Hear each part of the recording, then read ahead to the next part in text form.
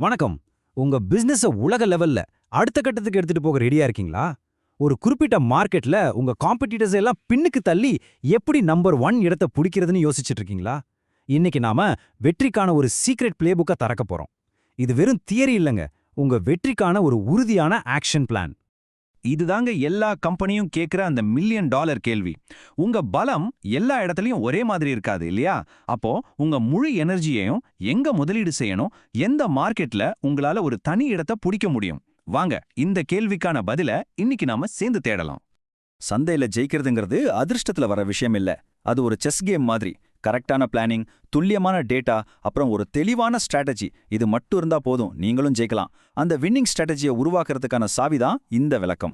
Okay, இந்த பயணத்துல நாம 5 முக்கியமான ஸ்டேஜஸை தாண்டி போக போறோம். முதல்ல நம்ம போர்க்களமான மார்க்கெட்டை மேப் பண்ணுவோம். அடுத்து நம்ம எதிரிகளை, அதாவது காம்படிட்டர்ஸை அனலைஸ் பண்ணுவோம். அப்புறம் களத்தில் இருக்கிற தடைகளையும் வாய்ப்புகளையும் பார்ப்போம். அதுக்கப்புறம் ஒரு அசைக்க முடியாத வின்னிங் ஸ்ட்ராட்டஜியை உருவாக்கி கடைசியா எப்படி எப்பவும் முன்னால இருக்கிறதுங்கிறத கத்துக்க போறோம். சரி வாங்க, நம்மளோட முதல் பகுதிக்குள்ள போகலாம். எந்த ஒரு போருக்கும் முதல்ல தேவைப்படுறது அந்த போர்க்களத்தை பத்தின ஒரு தெளிவான மேப். இங்க நம்ம போர்க்களம் அப்படிங்கிறது நாம ஜெயிக்க நினைக்கிற மார்க்கெட் தான். பாருங்க, எந்த ஒரு பெரிய விஷயத்த ஆரம்பிக்கிறதுக்கு முன்னாடியும் நமக்கு ஒரு தெளிவான கோல் வேணும் இல்லையா? நீங்க ஏன் இந்த அனாலிசிஸ பண்றீங்க, உங்க டார்கெட் என்ன, அத முதல்ல முடிவு பண்ணிக்கோங்க. அப்புறம் நீங்க குறி வைக்கிற ரீஜன்ஸ பத்தி ஒரு ஓவர்வியூ உருவாக்குங்க. இதுதான் நம்ம ஸ்ட்ராட்டஜிக்கு ரொம்ப ரொம்ப முக்கியமான முதல் படி. இங்க பாருங்க, இதுதான் உங்க முதல் இன்டெலிஜென்ஸ் டூல். இந்த சிம்பிளான டேபிளை வச்சு ஒவ்வொரு ரீஜியனோட market size, growth rate, competition எப்படி இருக்குன்னு முக்கியமான தகவல்கள் எல்லாம் கலெக்ட் பண்ணலாம். இது வேற வேற மார்க்கெட்டை ஒரே பார்வையில கம்பேர் பண்ணி பார்க்க ரொம்ப பவர்ஃபுல்லான ஒரு வழி. ஓகே, பேட்டில் ஃபீல்டு டைப்பை பத்தி ஒரு ஐடியா கிடைச்சிருச்சு. இப்போ அந்த ஃபீல்டில் விளையாடுற மற்ற பிளேயர்ஸ், அதாவது உங்க காம்படிட்டர்ஸை பத்தி தெரிஞ்சுக்க வேண்டிய நேரம் வந்தாச்சு. கவனமா இருங்க. இதுதான் நம்ம அனாலிசிஸ்ல ரொம்பவே முக்கியமான ஒரு கட்டம். இந்த டேபிள் இருக்கு பாத்தீங்களா? இது உங்க ஒவ்வொரு காம்படிட்டருக்கும் ஒரு கம்ப்ளீட் ரிப்போர்ட் கார்டு ரெடி பண்ண உதவும்.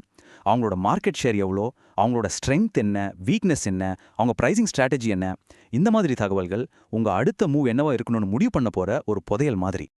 காம்படிட்டர்ஸை பத்தி தெரிஞ்சுக்கிறது பாதி கேம்னா, உங்களை பத்தி நீங்க தெரிஞ்சுக்கிறது தான் மீதி கேம். மத்தவங்கலேருந்து உங்களை எது தனிச்சு காட்டுது? உங்க சூப்பர் பவர் என்ன? அது உங்க டெக்னாலஜியா, கஸ்டமர் சர்வீஸா, இல்ல உங்க பிரைசிங்கா? உங்க பலம் என்னன்னு நீங்க சரியா புரிஞ்சுக்கிட்டாதான் அதை சரியா பயன்படுத்த முடியும். இப்ப நீங்க சேகரிச்ச டேட்டாவை வச்சு இப்படி உங்க காம்படிட்டர்ஸை நேருக்கு நேரா கம்பேர் பண்ணி பாருங்க. அப்போ ஒரு சூப்பரான விஷயம் புரிய வரும். ஒரு காம்படிட்டரோட பலமே உங்களுக்கு ஒரு பெரிய வாய்ப்பா மாறலாம். அவங்களோட வீக்னஸை எப்படி உங்க ஸ்ட்ரென்த்தா மாத்துறதுன்னு இது உங்களுக்கு தெளிவா காட்டிடும்.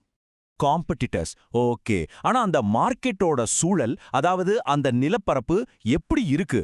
இப்போ அந்த களத்தை வடிவமைக்கிற வெளிக்காரணிகளை பத்தி பார்க்கலாம். இந்த விஷயத்த நல்லா புரிஞ்சுக்கோங்க. ஒரு மார்க்கெட்குள்ள நுழையறதுல இருக்கிற தடைங்கள்ங்கிறது ஒரு கோட்டைக்குள்ள நுழையறப்ப இருக்கிற பெரிய பெரிய சுவர்கள் மாதிரி. அந்த சுவரோட உயரம் எவ்வளவு, அதை எப்படி தாண்டறதுன்னு தெரிஞ்சுக்கிறது உங்க வெற்றிக்கு ரொம்பவே அவசியம். இந்த தடைகள் பலவிதமா வரலாம். சில சமயம் அது கவர்மெண்ட் ரூல்ஸா இருக்கும், இல்லனா அங்க இருக்கிற கல்ச்சரா இருக்கும். சில மார்க்கெட்ல போட்டி ரொம்ப அதிகமா இருக்கும். சிலதுல ஆரம்பிக்கிறதுக்கே நிறைய பணம் தேவைப்படும். இந்த ஒவ்வொரு தடையையும் நீங்க முன்கூட்டியே கண்டுபிடிச்சு அதை தாண்டறதுக்கு ஒரு பிளான் ரெடி பண்ணணும். சரி, இப்போ நாம இது வரைக்கும் பார்த்த எல்லாத்தையும் ஒன்னா சேர்க்கிறதுக்கு ஒரு பவர்ஃபுல் டூல் இருக்கு. அதுதான் SWOT அனாலிசிஸ். இதை யூஸ் பண்ணி ஒவ்வொரு ரீஜன்லயும் உங்க ஸ்ட்ரென்த், வீக்னஸ், ஆப்பர்ச்சுனிட்டிஸ் அப்புறம் த்ரெட்ஸ் என்னென்னு தெளிவா ஒரு லிஸ்ட் போடலாம். அவ்வளோதாங்க. இப்போதான் நாம கேமோட கிளைமேக்ஸ்க்கே வந்திருக்கோம். நாம சேகரிச்ச எல்லா இன்ஃபர்மேஷனையும், இன்சைட்ஸையும் வச்சு எப்படி ஒரு பக்காவான ஜெயிக்கக்கூடிய ஒரு பிளானை உருவாக்குறதுன்னு பார்க்க போறோம். நீங்க இவ்ளோ நேரம் செஞ்ச ஹார்ட் ஒர்க், நீங்க சேகரிச்ச ஒவ்வொரு டேட்டாவும் இந்த ஒரு மொமெண்ட்டுக்கு தான். இங்க தான் இன்ஃபர்மேஷன் ஒரு ஆக்ஷன் பிளானா மாறப்போகுது. இங்க இருந்து தான் உண்மையான வெற்றிக்கான முடிவுகள் பிறக்கும்.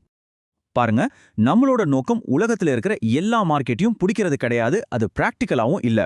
அதுக்கு பதிலா நமக்கு ஜெயிக்க வாய்ப்பு அதிகமா இருக்கிற டாப் 3 ரீஜனை டார்கெட் பண்றது தான் புத்திசாலித்தனம். உங்க எனர்ஜியும் பணத்தையும் சிதறடிக்காம சரியான இடத்துல குவிக்கிறது தான் ஸ்மார்ட்டான மூவ். சோ உங்க ஃபைனல் ஸ்ட்ராட்டஜி இந்த 3 முக்கியமான கேள்விக்கு பதில் சொல்லணும். உங்களுக்கு பெஸ்டான அந்த 3 ரீஜன் எது? அந்த மார்க்கெட்ல இன்னும் யாரும் தொடாத வாய்ப்புகள் என்ன இருக்கு? அந்த வாய்ப்புகளை பிடிக்க நீங்க உங்களை எப்படி நிலைநிறுத்திக்க போறீங்க? இதுதாங்க உங்க வெற்றிக்கான வார் பிளான். ஒரு பிளான் போட்டு ஜெயிச்சதோட நம்ம வேலை முடிஞ்சிடாது. ஏன்னா மார்க்கெட்டுங்கிறது எப்பவும் மாறிட்டே இருக்கிற ஒரு போர்க்களம் மாதிரி. அதனால நீங்க தொடர்ந்து ஜெயிக்கணும்னா தொடர்ந்து மார்க்கெட்டை வாட்ச் பண்ணிட்டே இருக்கணும். இத உங்க கார் டேஷ்போர்ட் மாதிரி நினைச்சுக்கோங்க. Market share, price movement, customer என்ன நினைக்கிறாங்க, இந்த மாதிரி முக்கியமான விஷயங்களை தொடர்ந்து ட்ராக் பண்ணிட்டே இருந்தா மார்க்கெட்ல என்ன நடக்க போகுதுன்னு நீங்க முன்கூட்டியே தெரிஞ்சுக்கலாம். இதனால உங்க ஸ்ட்ராட்டஜியை அப்பப்போ சரி பண்ணி எப்பவும் போட்டியில ஒரு படி முன்னால இருக்கலாம். அனாலிசிஸ் முடிஞ்சது.